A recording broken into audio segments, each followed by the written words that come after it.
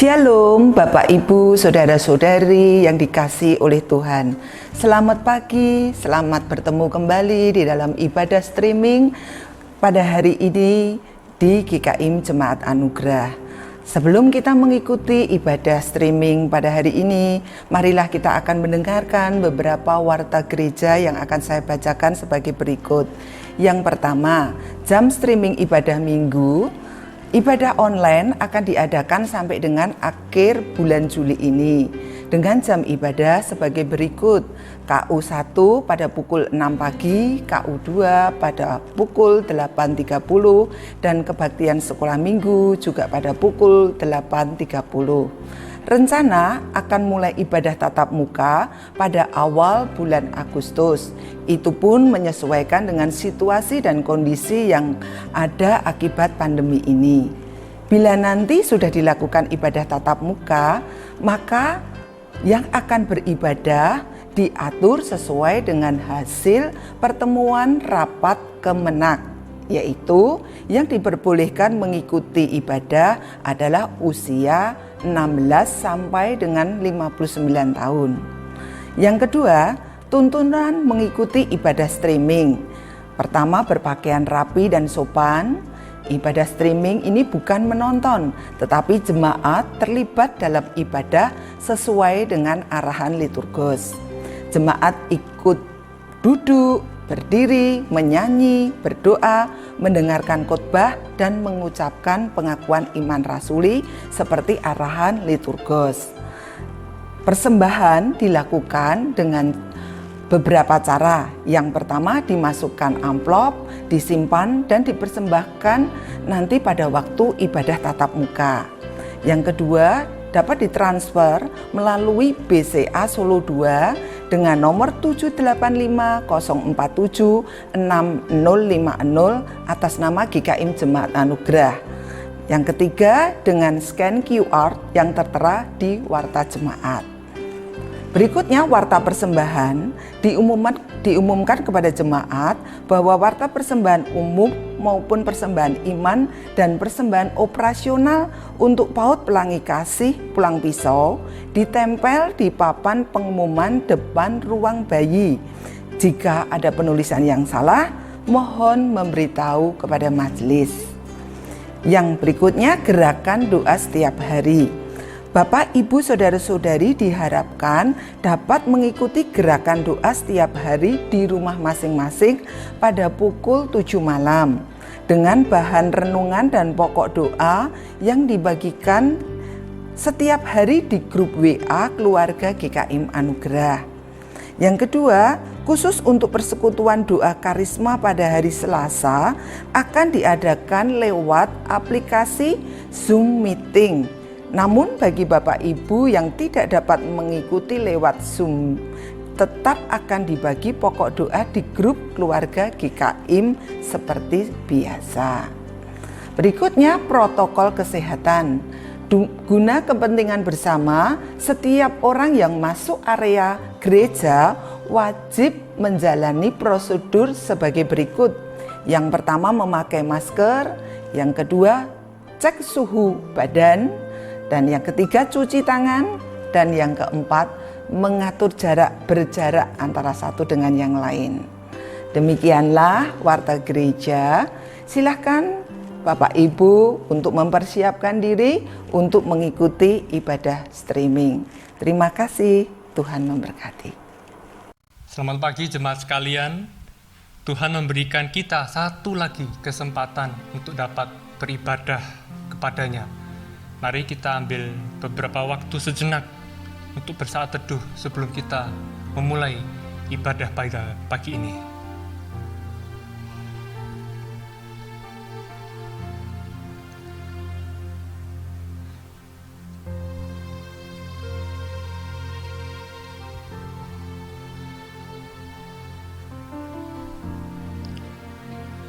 Mari kita memuji Tuhan kita. Allah Bapa hadir di dalam bait sucinya. Sembah sujudlah padanya, umatnya pujilah.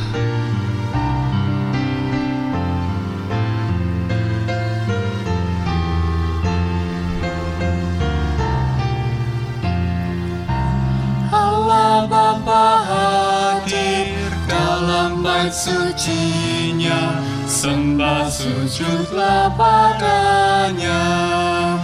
Umatnya pujilah padanya pengasih, bertelut dan menyembahlah. Pujilah padanya, besarlah berkat-Nya, ajaiblah kasih-Nya. Yesus Kristus hadir dalam bait suci-Nya, oh dengarkanlah sabda-Nya. Ya tebus dosaku, ya hibur hatiku, jalan gelap jadi teranglah. Pujilah padanya, ku dibebaskannya, ku diselamatkannya. Roh Kudus hadir di dalam bait suci-Nya dan berdiam di dalam kita. Roh Kudus hadir dalam bait suci-Nya dan berdiam di dalamku. Jadikan hatiku bait-Mu yang kudus, kehendak-Mu pun genaplah. Pujilah padanya, dalam bait kudus-Nya selamanya puji Dia. Jemaat yang dikasihi oleh Tuhan, ibadah kita pada pagi hari ini kita mulai dengan sebuah pengakuan. Pertolongan kita adalah dalam nama Tuhan yang menjadikan langit dan bumi, dan yang setia memelihara umat-Nya untuk selama-lamanya. Turunlah atas kita sekalian anugerah dan damai sejahtera dari Allah Bapa dan Tuhan kita Yesus Kristus, dan persekutuan dalam Roh Kudus. Amin.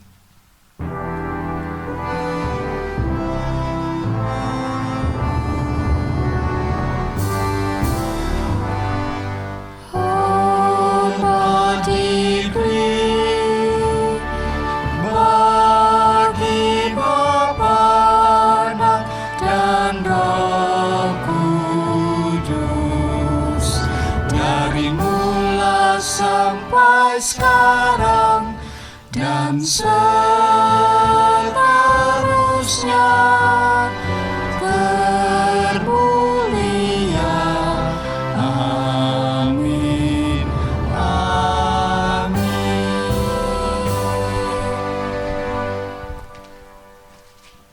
Marilah pada saat ini kita mengakui segala dosa-dosa kita di hadapan Tuhan dan kembali kepadanya seperti seorang anak bungsu di dalam kitab Injil yang kembali kepada bapaknya, karena ia tahu bahwa bapaknya adalah Bapa yang selalu memanggil namanya. Allah adalah Bapa yang selalu memanggil nama kita dan membuka tangannya lebar-lebar ketika kita pulang padanya. Suaramu kudengar.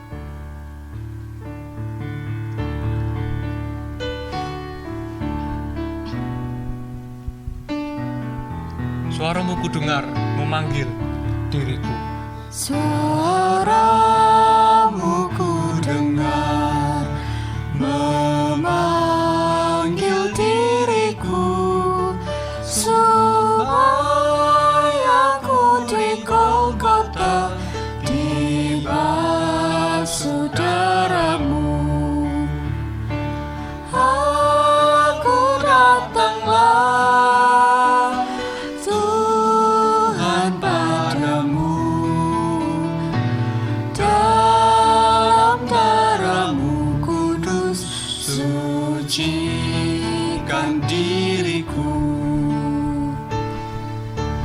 kendati kita semua lengah, tenaga Tuhan beri bagi kita.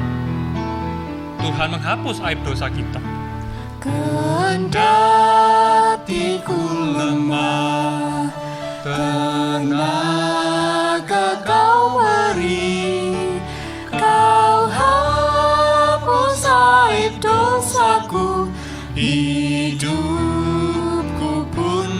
suci, aku datang Tuhan.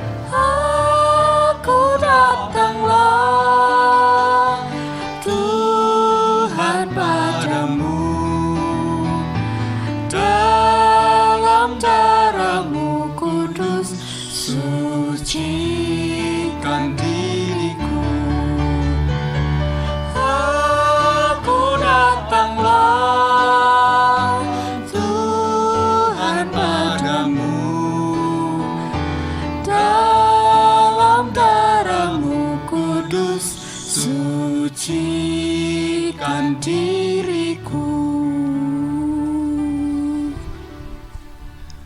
Bapak Ibu, saudara-saudari yang dikasihi oleh Tuhan, mari sama-sama kita tundukkan kepala kita berdoa mengakui segala dosa dan pelanggaran kita. Bapa kami yang di surga, Allah yang mengetahui setiap langkah kaki kami, Allah yang mengetahui rencana-rencana dalam pikiran kami, bahkan hal-hal yang tersembunyi dalam hati kami yang paling dalam. Kami datang kepada Tuhan, mengakui segala dosa dan pelanggaran kami. Ampuni kami Tuhan, apabila cara berpikir kami, perkataan kami, tingkah laku kami, ataupun perasaan-perasaan yang kami simpan dalam hati kami, yang mendukakan Tuhan dan mendukakan sesama kami. Tuhan, kami datang kepada Tuhan.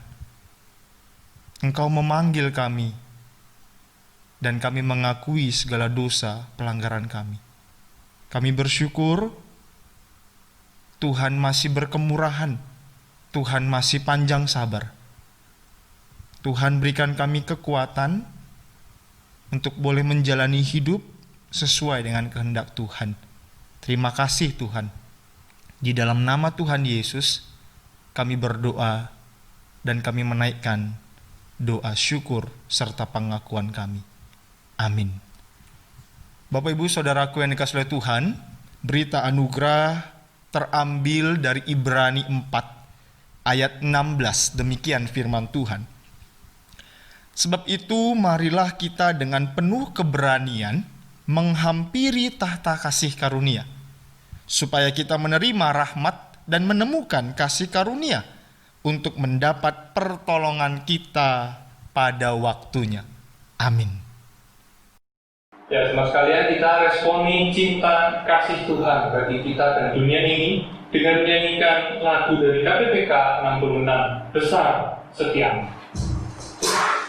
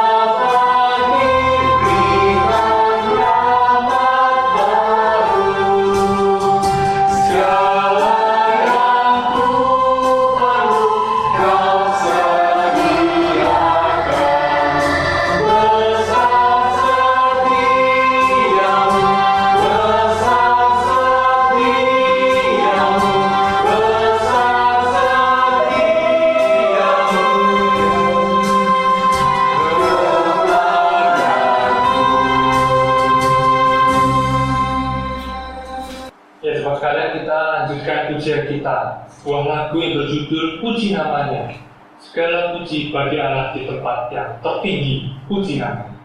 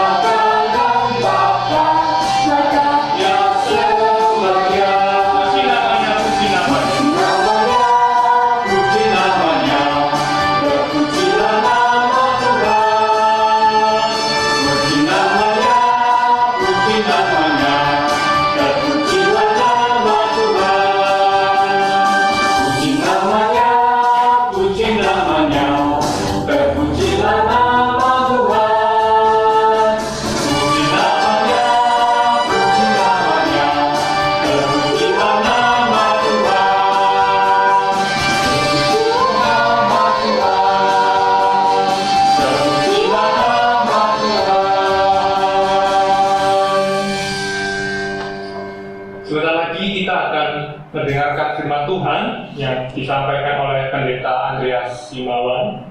Mari kita siapkan seluruh diri kita dan kita akan menyanyikan sebuah lagu, Allahku yang setia.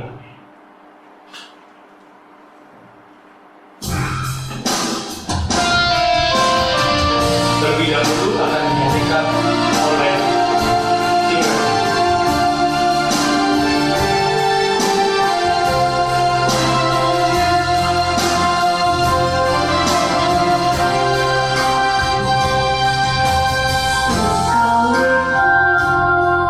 Ku berjalan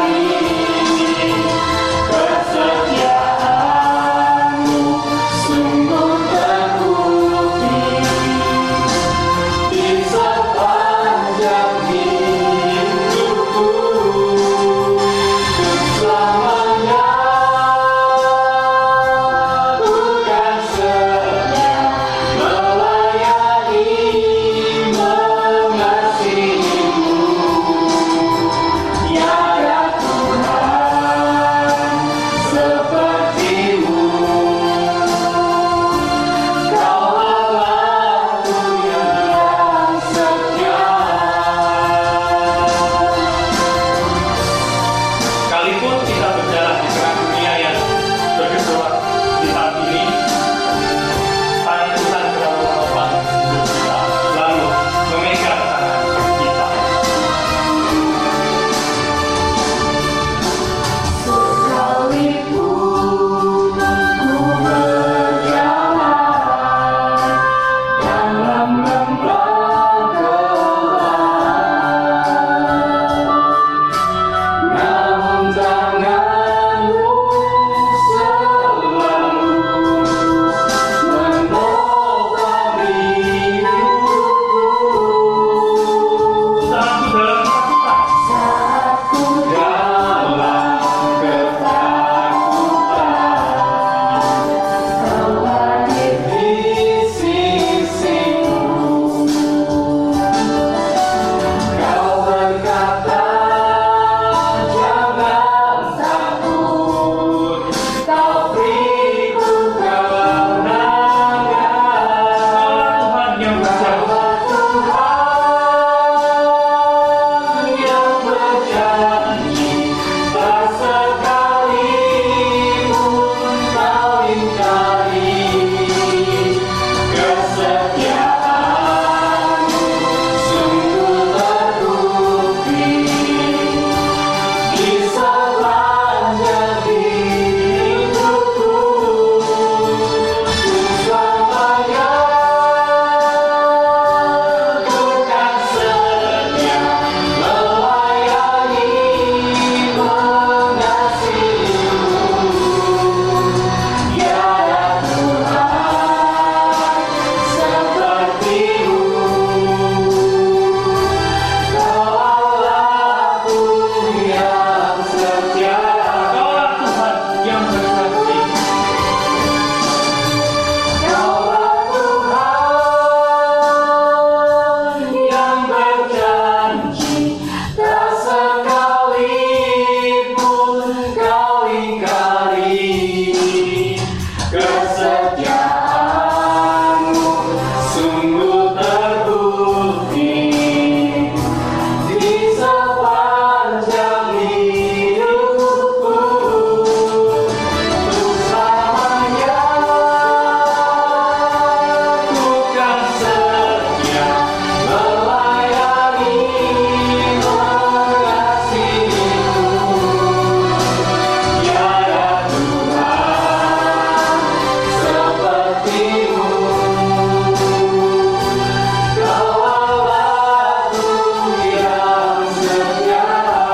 Tiada Tuhan. Tiada Tuhan seperti-Mu, Yesus. Kau Allahku yang setia.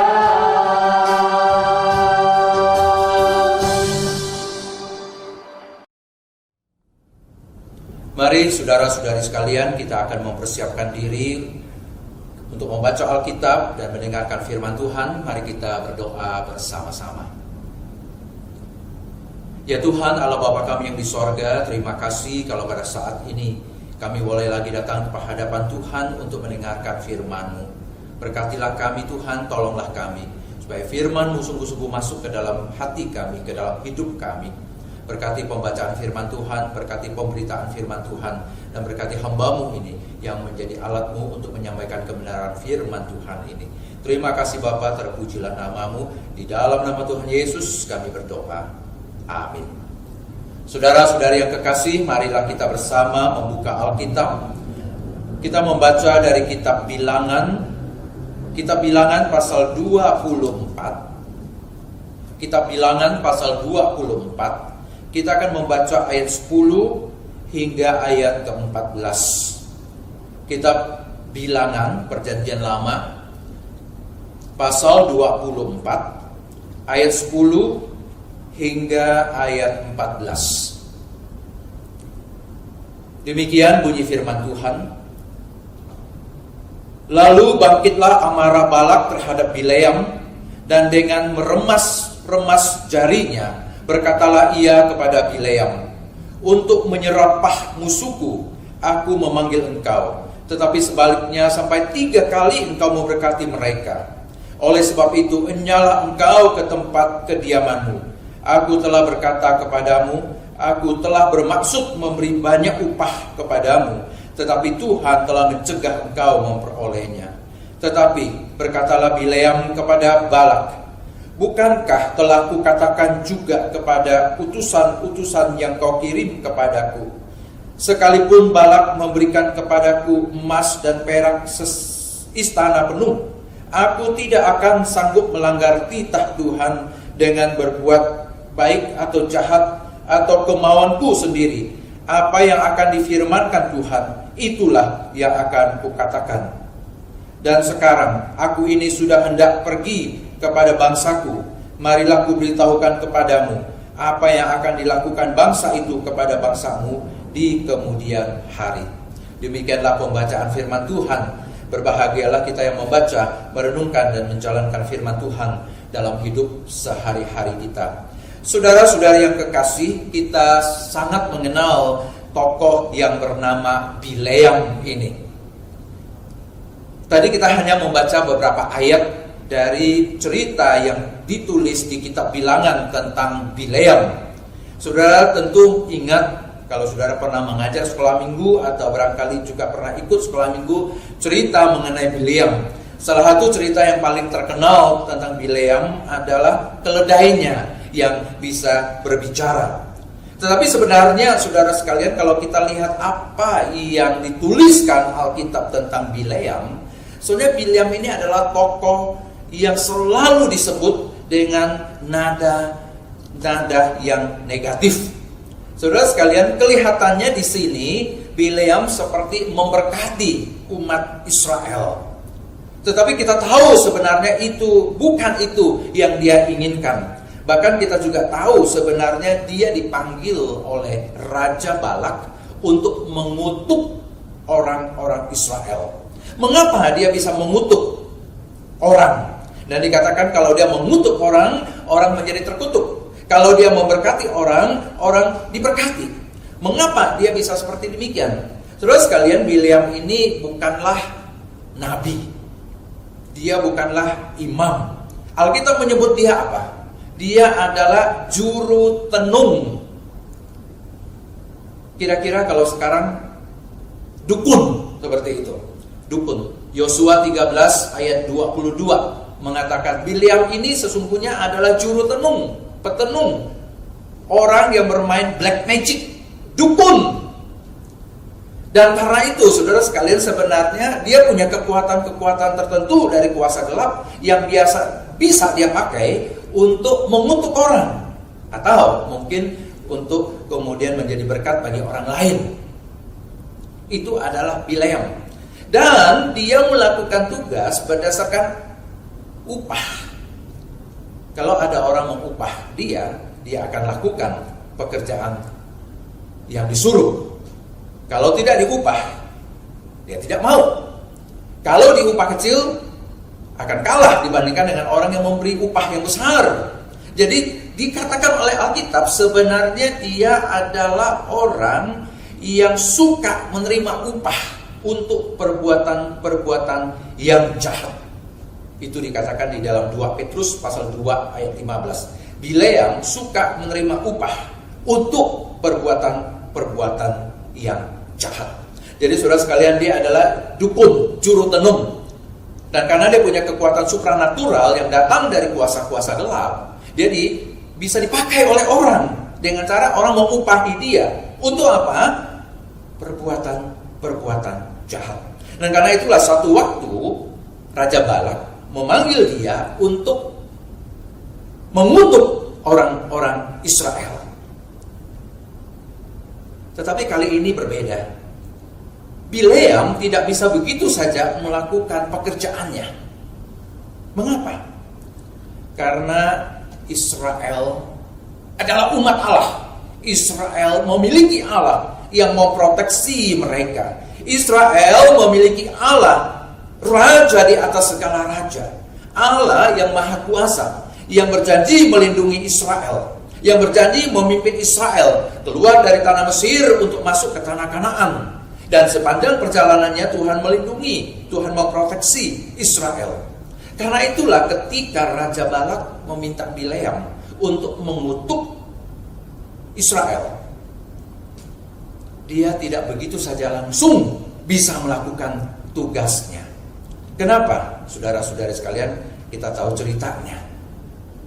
Karena Tuhan memaksa Bileam justru untuk mengucapkan kata-kata berkat bagi orang-orang Israel.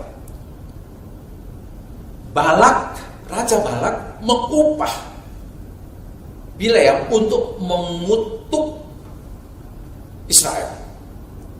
Bileam sudah sadar, dia berhadapan dengan satu umat yang punya Allah yang luar biasa. Dia tahu betul kuasanya kalah dibandingkan Allah, sang Yahweh itu. Maka dia mengatakan dia tidak bisa lakukan kalau Allah mencegah dia. Kalau Allah berkata lain, dia tidak akan bisa melawan kuasa tersebut. Tapi dia tetap pergi juga. Dia bersama dengan orang-orangnya Balak untuk pergi menemui Balak. Tapi ketika dia diminta untuk mengutuk orang-orang Israel, apa yang terjadi, saudara-saudari sekalian? Yang keluar dari mulutnya justru adalah kata-kata berkat. Justru adalah kata-kata berkat. Peristiwa ini penting sekali dalam sejarah Israel, saudara-saudari sekalian. Sehingga berkali-kali disebutkan di dalam Perjanjian Lama bahwa Tuhan mengubah kutuk menjadi berkat dalam peristiwa Bileam tersebut. Misalnya di dalam Ulangan 23 ayat 4 sampai 5 ditegaskan, diingatkan kepada orang-orang Israel bahwa Bileam itu diupah untuk mengutuk orang-orang Israel. Tapi Tuhan Allah mereka mengubah kutuk itu menjadi berkat. Itu diingatkan kembali. Demikian pula di dalam Nehemia pasal 13 ayat yang kedua. Nehemia berkata, ya, setelah bercerita tentang Bileam itu, Nehemia berkata, tetapi Allah kami mengubah kutuk itu menjadi berkat. Jadi Israel senantiasa diingatkan akan peristiwa ini. Bileam pekerjaannya adalah jahat. Dia menerima upah untuk pekerjaan-pekerjaan jahat. Jadi siapa yang mengupahi dia, itulah yang dituruti. Balak mengupahi dia untuk mengutuk orang Israel.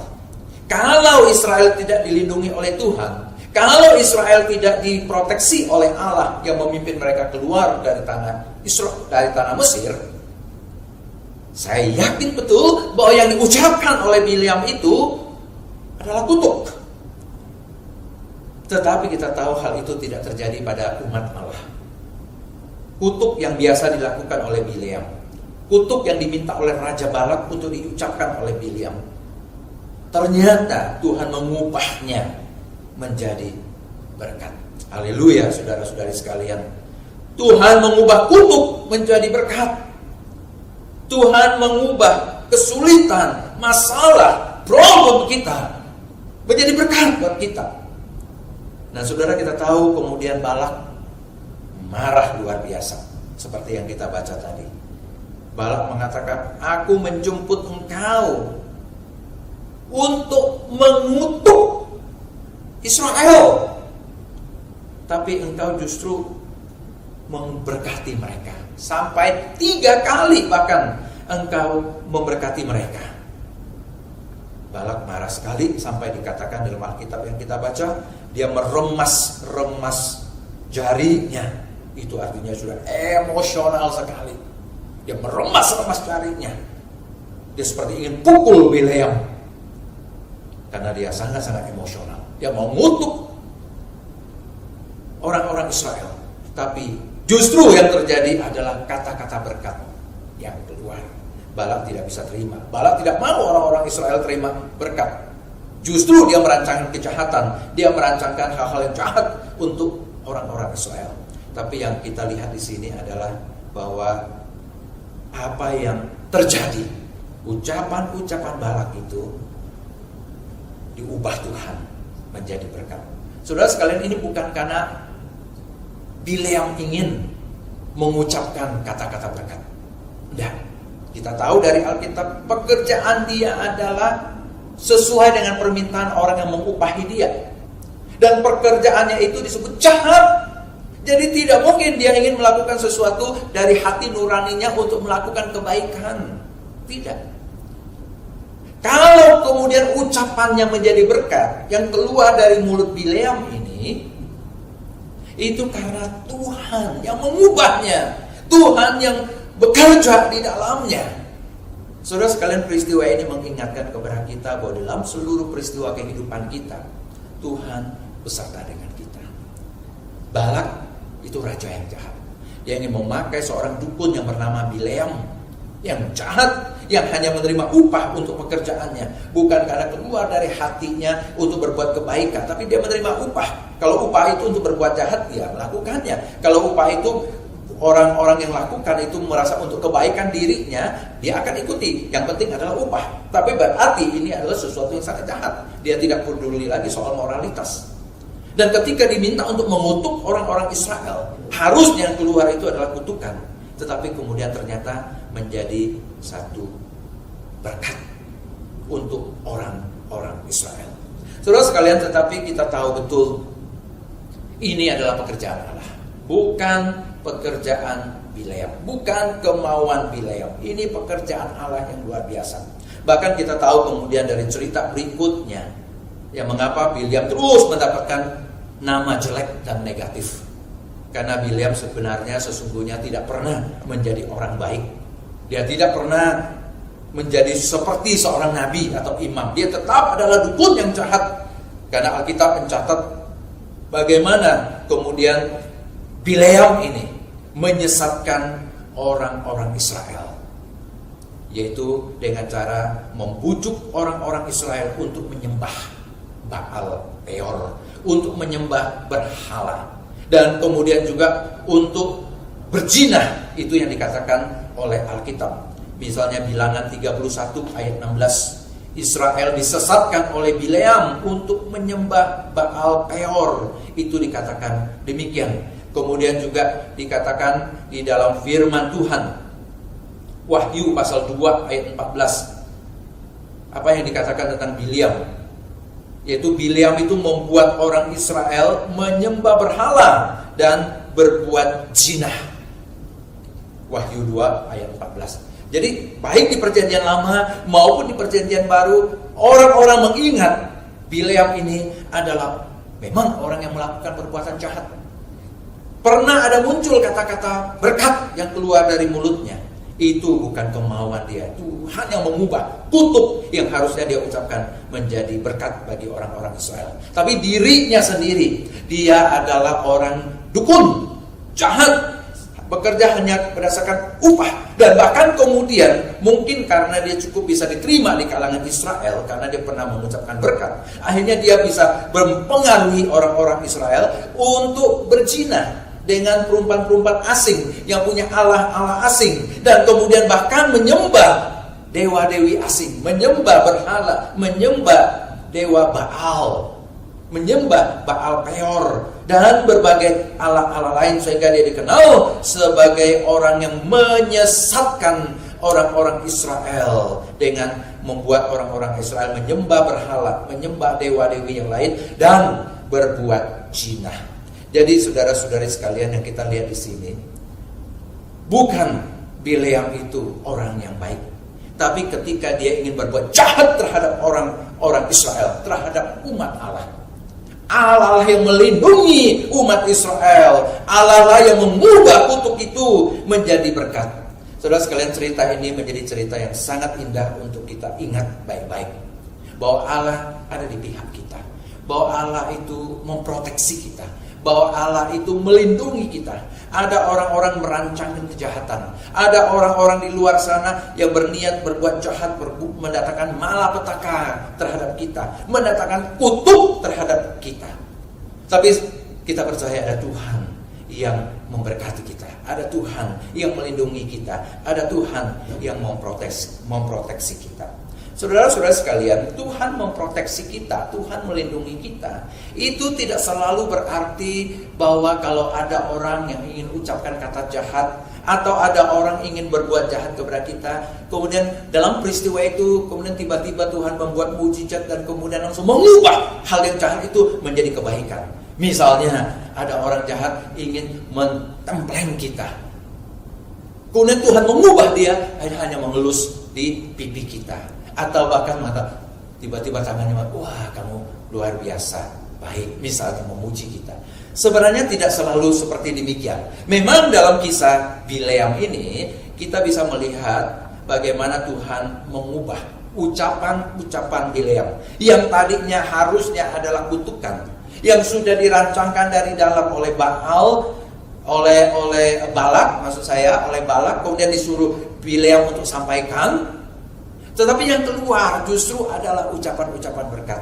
Memang itu bisa terjadi dan itu adalah pekerjaan Tuhan. Namun Tuhan tidak selalu bekerja dengan cara demikian dalam hal melindungi umatnya, di dalam memberkati umatnya. Karena itulah saya ingin menarik perhatian kita, saudara-saudari sekalian, kepada cerita kisah-kisah yang lain.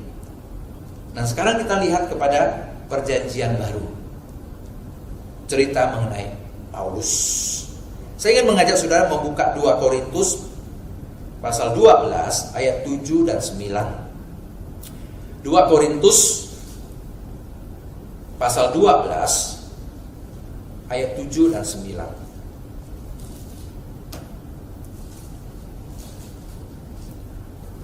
2 Korintus pasal 12 ayat 7 sampai ayat 9. Demikian bunyi firman Tuhan. Dan supaya aku jangan meninggikan diri karena penyataan-penyataan yang luar biasa itu, maka aku diberi suatu duri di dalam dagingku, yaitu seorang utusan iblis untuk mengocoh aku, supaya aku jangan meninggikan diri. Tentang hal itu aku sudah 3 kali berseru kepada Tuhan, supaya utusan iblis itu mundur daripadaku. Tetapi jawab Tuhan kepadaku, cukuplah kasih karuniaku bagimu, sebab justru dalam kelemahanlah kuasaku menjadi sempurna. Sebab itu, kata Paulus, terlebih suka aku bermegah atas kelemahanku, supaya kuasa Kristus turun menaungi aku. Saudara, ini adalah satu kisah yang mirip dengan orang-orang Israel, tapi dalam hal ini adalah pribadi Paulus. Paulus dikatakan mendapat sesuatu yang dia sebut sebagai duri dalam daging. Duri dalam daging ini kita tidak tahu persis apa, mungkin penyakit, mungkin ada orang tertentu yang selalu menjahati dia. Tapi selalu pengertiannya adalah negatif. Duri dalam daging itu adalah sesuatu yang negatif terhadap diri Paulus. Mungkin itu penyakit, mungkin ada orang-orang di dekat dia yang selalu menusuk-nusuk dia, atau sesuatu yang lain yang membuat dia mengalami berbagai kesulitan. Dia mengatakan begini, aku sudah minta kepada Tuhan 3 kali bahkan. Saudara, kalau udah istilah 3 itu artinya banyak kali sudah. Aku sudah minta Tuhan 3 kali untuk mengangkat duri ini dari dalam hidupku. Jadi kalau kita membayangkan begini, Paulus ada sesuatu yang menjahati dia. Ada sesuatu yang menjahati dia, ada sesuatu yang mengacaukan hidupnya, ada sesuatu masalah yang membuat hidupnya sangat sulit. Walaupun kita tidak tahu persis masalah apa. Tapi kalau kita lihat dalam diri kita sekarang, masalah-masalah apa yang seperti duri dalam daging yang menusuk-nusuk kita, mungkin banyak sekali. Kadang-kadang ada sakit penyakit, bisa membuat kita seperti itu. Kemiskinan bisa seperti itu. Kadang-kadang orang merasa tampilannya jelek pun itu seperti duri dalam daging. Dia gak berani tampil di hadapan orang. Atau ada orang merasa dia ada gangguan-gangguan tertentu dalam hidupnya, bicaranya agak gagap, dia merasa itu duri dalam daging yang selalu menjadikan satu kesulitan buat dirinya. Atau ada sesuatu rancangan-rancangan jahat dari orang-orang sekitarnya, ingin merusaknya, ingin mengacaukan hidupnya. Bahkan bukan lagi sekedar hanya ingin di luar sana, tapi sudah masuk ke dalam hidupnya, mengacaukan hidupnya. Itu seperti duri dalam daging. Tentu kita berharap kalau bisa seperti yang terjadi pada Israel. Bagaimana Tuhan memproteksi Israel. Ketika hal itu mau datang masuk, Tuhan kemudian langsung memproteksi umat Israel, kemudian membuang semua itu. Bahkan apa yang jahat yang datang itu akhirnya diubah menjadi kebaikan, menjadi berkat yang kita inginkan. Misalnya dalam hal Paulus, ya tadinya duri itu mau masuk, kemudian dia dilindungi oleh Tuhan dan tidak jadi masuk. kemudian bahkan menjadi emas, katakanlah begitu, untuk diri Paulus. Tapi tidak demikian. Kita tahu, bahkan Tuhan mengatakan dia tidak menjawab dengan cara seperti yang Paulus pikirkan. Bukan dengan cara membuat duri itu tiba-tiba menjadi emas. Duri itu tetap duri yang ada dalam diri Paulus. Dan itu Tuhan menjadikan duri itu berkat buat Paulus. Dalam hal apa? Melatih Paulus menjadi rendah hati supaya tidak tinggi hati. Melatih karakter Paulus. Jadi kadang-kadang kesulitan itu Tuhan tidak langsung tidak boleh sampai. Kadang-kadang sampai dalam hidup kita.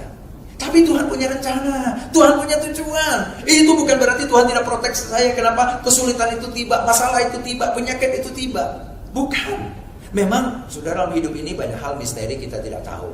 Mengapa seseorang tidak mengalami, mengapa orang lain mengalami. Mengapa ada yang sudah memproteksi diri baik-baik, dia juga mengalami sakit. Ada orang hidupnya sembrono, malah tidak. Kita tidak tahu persis, banyak hal-hal yang bersifat misterius dalam hidup ini. Kita tidak punya jawaban sepenuh-penuhnya. Tetapi kita tahu persis yang Tuhan lakukan dalam hidup kita. Apapun itu yang terjadi, dia punya rancangan yang baik untuk kita. Dia punya rencana yang baik untuk kita. Terhadap Israel, dia proteksi kata-kata yang tadinya jahat, kata-kata yang tadinya kutukan, diubah menjadi kata-kata yang berkat. Tapi dalam hal Paulus tidak.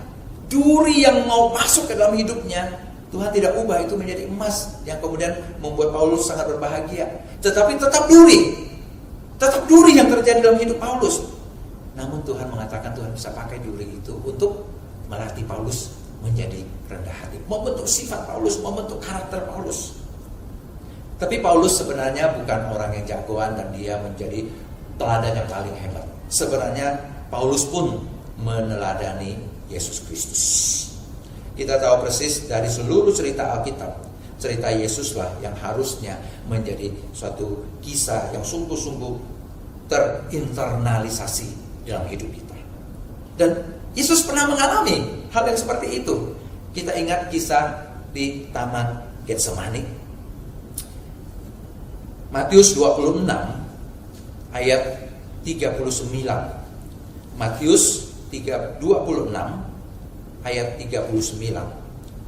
Saudara tentu sudah sangat ingat akan cerita ini, akan perkataan Tuhan Yesus ini. Matius pasal 26 ayat 39. Ini adalah doa Tuhan Yesus di Taman Getsemani sebelum dia ditangkap dan kemudian disalibkan. Yesus berkata begini, maka ia maju sedikit lalu sujud dan berdoa, katanya, ya Bapakku, jikalau sekiranya mungkin, biarlah cawan ini lalu daripadaku, tetapi janganlah seperti yang ku kehendaki, melainkan seperti yang Engkau kehendaki. Berapa kali Yesus berdoa di Taman Getsemani? Alkitab mengatakan 3 kali. Dan apa yang dia doakan? Yang tercatat di sini, saudara, dikatakan begini, sekiranya mungkin, ya Bapa, jikalau sekiranya mungkin, biarlah cawan ini lalu daripadaku, tetapi bukan seperti yang ku kehendaki, melainkan seperti yang Kau kehendaki. Cawan itu adalah penderitaan, penghukuman, kesakitan, bayang-bayang salib yang segera akan menimpa Yesus Kristus. Dan kita tahu betul Yesus mati di kayu salib bukan sekedar hanya mati fisik, tapi dia juga mati memikul dosa-dosa, memikul kutukan-kutukan yang harusnya ditanggung oleh manusia, tapi ditanggung oleh Yesus. Ketika Yesus malam itu berdoa, dia melihat itu adalah sesuatu penderitaan neraka yang luar biasa akan ditimpakan kepada dirinya. Dan karena itulah dia berdoa kepada Bapa, sekiranya mungkin, sekiranya boleh, biar cawan ini berlalu. Paulus punya duri, tapi dia belajar menahan duri itu dari Yesus yang bersedia menerima cawan. Cawan itu datang kepada Yesus. Allah melindungi Yesus, pasti. Allah memproteksi Yesus, itu pasti. Tapi Allah tidak mengubah cawan itu, cawan pahit itu, cawan penderitaan itu, cawan penghukuman itu, cawan kutukan dosa itu menjadi minuman segar yang diminum oleh Yesus dan kemudian dia merasa sangat sukacita. Enggak. Cawan cawan itu tetap cawan yang pahit, berisi penghukuman dosa-dosa, berisi kutukan dosa. Dan Yesus mengatakan, kalau memang mungkin itu berlalu, karena memang itu penderitaan yang berat, tapi bukan kehendakku, kehendakmu lah yang jadi ya Allah. Dan karena itulah dia ulurkan tangan, dia kepada Bapa, dia minta kehendak Bapa yang jadi atas dirinya. Dan pada saat hal itu jadi atas dirinya, ketika dia harus memikul salib, meminum cawan pahit dan penghukuman itu, saudara, apakah artinya Allah tidak melindungi dia? Allah melindungi dia. Allah justru menjadikan peristiwa salib itu untuk apa? Untuk menjadi berkat bagi seluruh dunia, untuk menjadi berkat bagi manusia yang lain. Paulus diberikan duri untuk melatih dirinya, membentuk dirinya. Dan kemudian Paulus menjadi berkat lebih banyak buat orang-orang lain mulai kehidupan dan pemberitaannya. Lebih-lebih lagi Tuhan Yesus. Tuhan memikul salib. Allah sebenarnya bisa membawa salib itu, tidak perlu timpa kepada Yesus. Tapi bukan itu rencana Allah. Bukan itu rancangan Allah. Rancangan Allah ujungnya adalah kebaikan, adalah shalom. Dan walaupun itu harus melalui pemikulan salib oleh Yesus Kristus, harus minum cawan pahit, tapi Yesus terima dengan kesungguhan hati, dengan ketaatan. Saudara, pelajaran inilah yang kita pelajari, bahwa Allah melindungi kita, yes. Bahwa Allah memproteksi kita, iya, betul. Bahwa Allah menjaga kita, itu betul. Namun Allah menjaga kita dengan berbagai cara. Allah melindungi kita dengan berbagai cara. Bahkan kalau kita melihat dalam hidup Paulus dan lebih-lebih lagi dalam hidup Yesus Kristus, Allah melindungi kita bukan berarti Allah senantiasa membuat kita tidak perlu mengalami kesulitan. Sering kali kita harus mengalami kesulitan.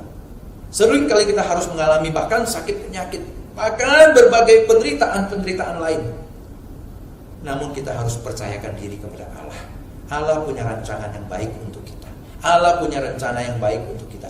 Dan rencananya itu adalah untuk damai sejahtera, baik untuk diri kita maupun untuk orang lain dan untuk kemuliaan Allah.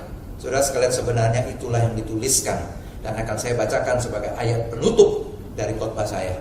Yeremia pasal 29 ayat 11. Yeremia 29 ayat 11. Sebab aku ini mengetahui rancangan-rancangan apa yang ada padaku mengenai kamu. Demikianlah firman Tuhan, yaitu rancangan damai sejahtera dan bukan rancangan kecelakaan, untuk memberikan kepadamu hari depan yang penuh harapan. Saudara, inilah kepada Allah yang seperti inilah kita percayakan diri kita. Seperti halnya Yesus berkata, bukan kehendakku.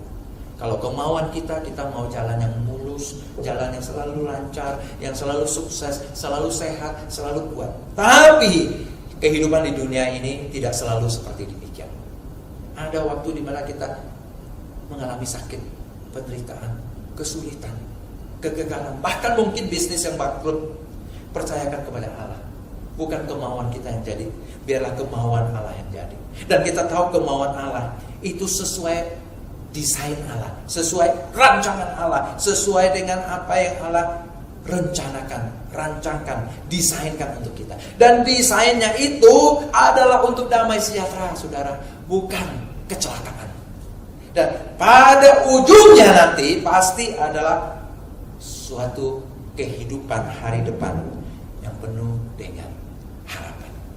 Karena itu biarlah mata kita, hati kita menatap kepada Yesus. Kita tidak pernah kehilangan harapan ini, tidak pernah putus asa. Kita selalu bersandar kepada Tuhan. Ada kesulitan, ada masalah muncul, tapi biarlah kita selalu berkata seperti Tuhan Yesus, bukan kemauan kita, tapi biarlah kemauan Allah yang jadi untuk kita. Dan kita tahu kemauan Allah, desain Allah, rancangan Allah itu adalah damai sejahtera, memberikan kepada kita suatu hari depan yang penuh harapan. Tuhan memberkati kita. Mari saudara kita berdoa bersama.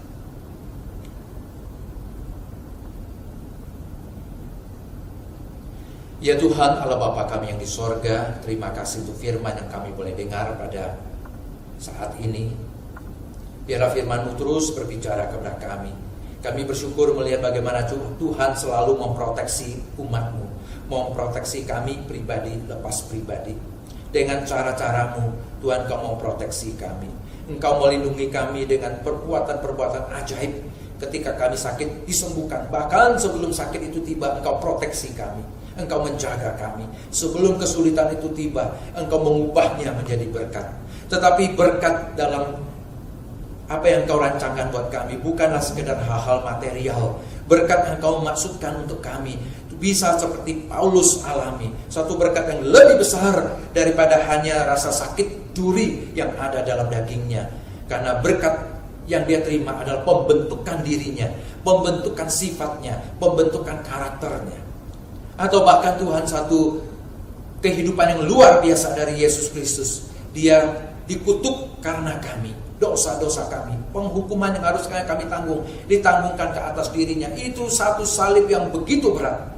Tapi dari situlah muncul berkat yang luar biasa bagi seluruh dunia, seluruh umat manusia. Kemuliaan bagi Allah. Karena itulah Tuhan, kami menyerahkan diri kami kepadamu untuk percaya kepada Tuhan, percaya kepada desain Tuhan, rancangan Tuhan untuk hidup kami.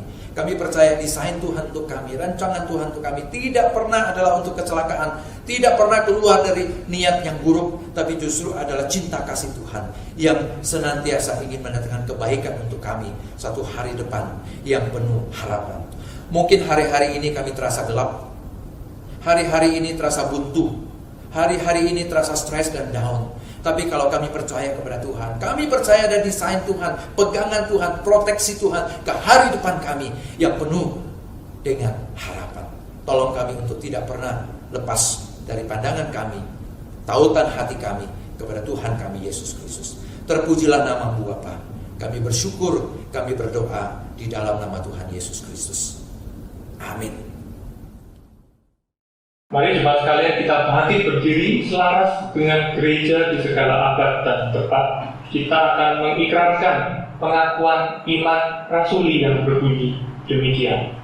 Aku percaya kepada Allah, Bapa yang Maha Kuasa, Khalik langit dan bumi, dan kepada Yesus Kristus, Anak yang tunggal Tuhan kita, yang dikandung dari Roh Kudus, lahir dari darah Maria, yang menderita sengsara di bawah pemerintahan Pontius Pilatus, disalibkan, mati dan dikuburkan, turun dalam kerajaan Allah. Pada hari yang ketiga, bangkit pula dari antara orang mati, naik ke surga, duduk di sebelah kanan Allah, Bapa yang Maha Kuasa, dan dari sana yang akan datang untuk menghakimi orang yang hidup dan yang mati.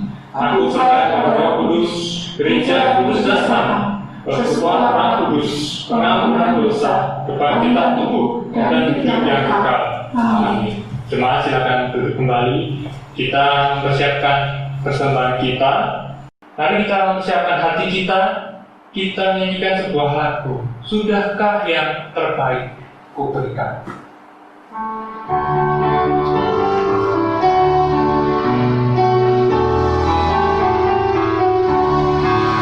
Sudahkah yang terbaik ku berikan kepada Yesus Tuhanku, beserta tangannya di Kalvari, diharap yang terbaik dariku.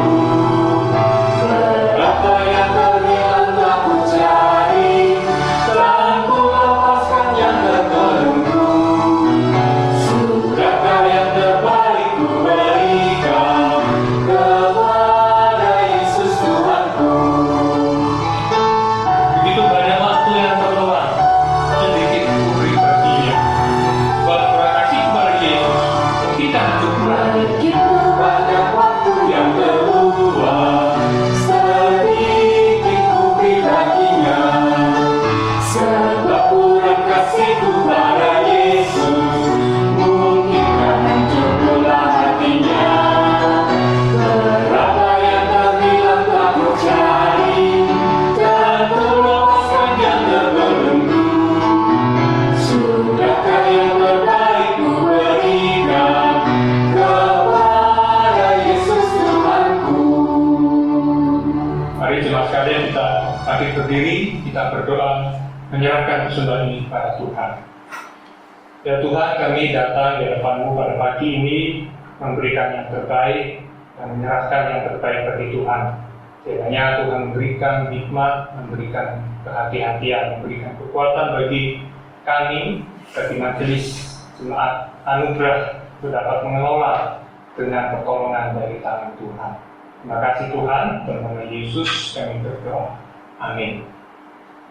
Ada satu pokok doa syafaat yang akan kita doakan bersama-sama pada pagi ini. Prediksi para ahli tentang masa berakhirnya pandemi COVID-19 meleset. Sebabnya adalah banyak orang tidak menjalankan protokol kesehatan ketika beraktivitas di luar rumah.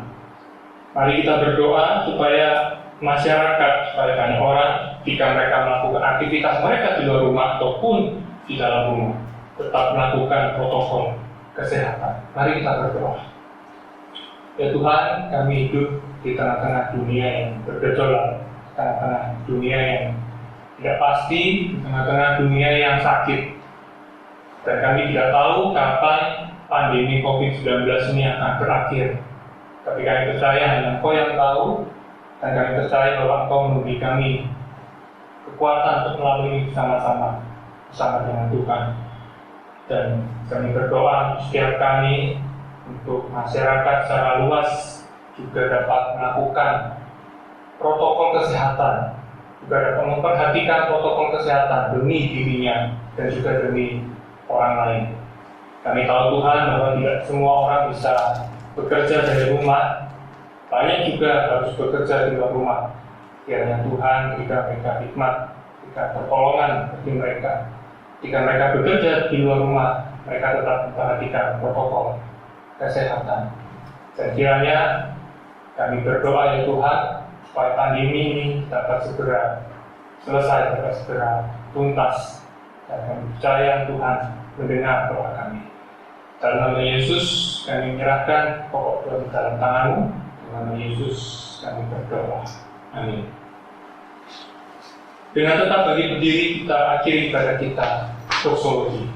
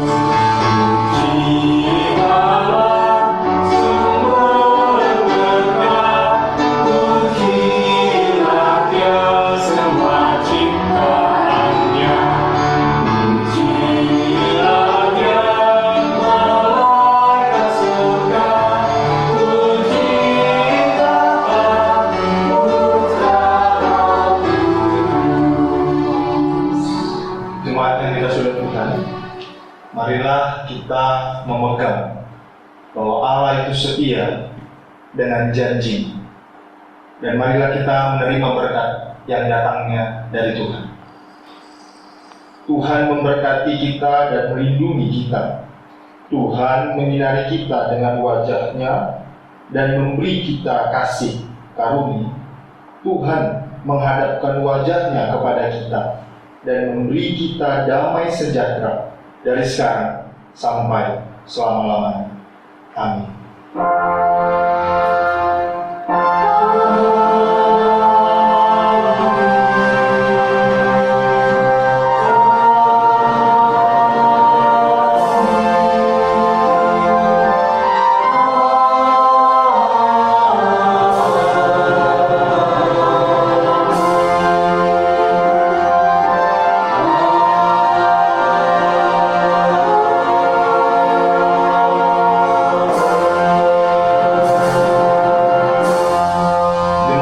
Silakan untuk duduk, doa teduh, ibadah kita selesai, Tuhan memberkati.